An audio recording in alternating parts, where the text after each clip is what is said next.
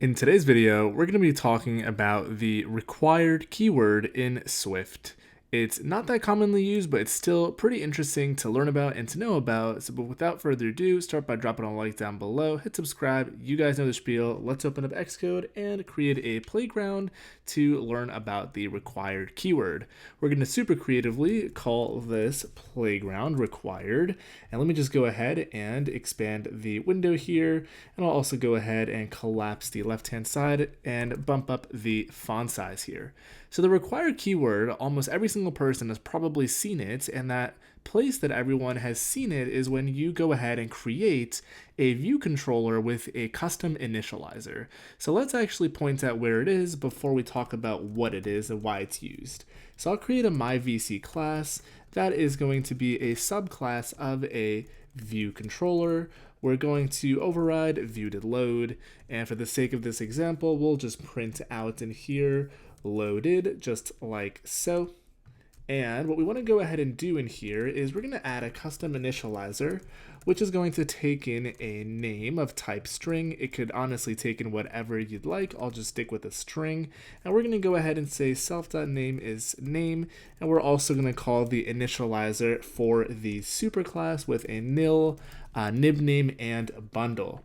So when we do this, one thing you'll notice is we see this error pop up, and folks have a tendency to go ahead and click the error, and then they're going to see this pretty handy fix button here. They'll hit this, and then they'll just ignore it for the rest of their lives and not know what this is. So we see we have an initializer here that's failable, and it's basically to be able to decode this object, hence the NScoder. But one thing you might have noticed is it's prefixed required. So what the heck, why is it making us add this, and what does required mean? So logic says that required basically implies that, hey, this method, this initializer is required.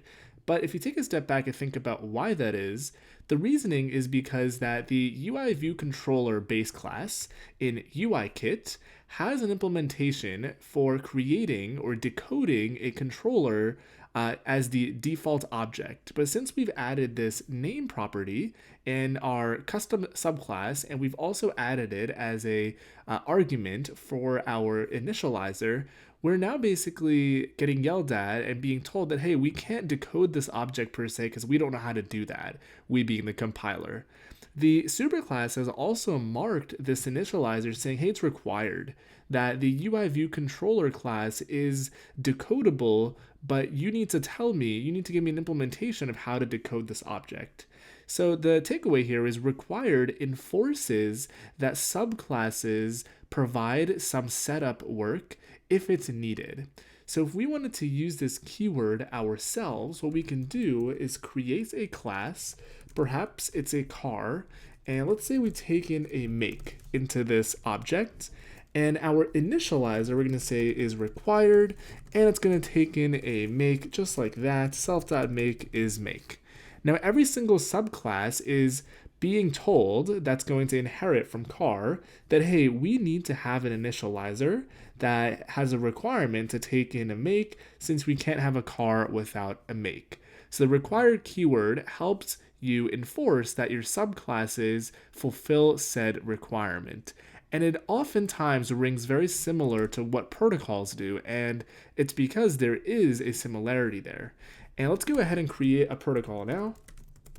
And perhaps we'll call it, let me actually call it flying.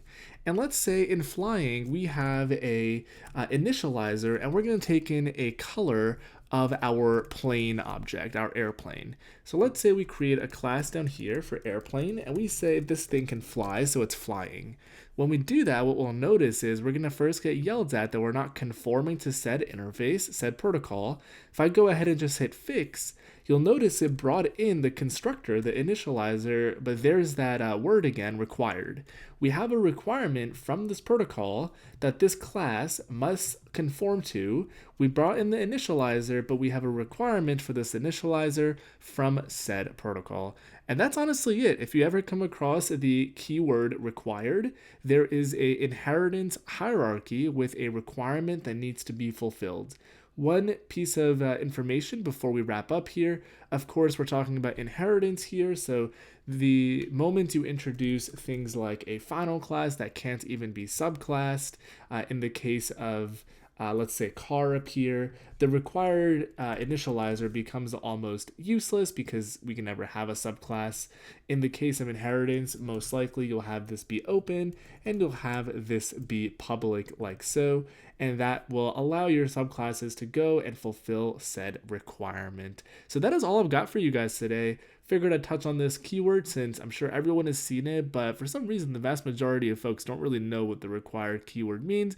Let me know in the comment down below if you knew what it meant, and if you did, if you've used it. Drop a like if you haven't done so already. It really helps the channel keep going and growing.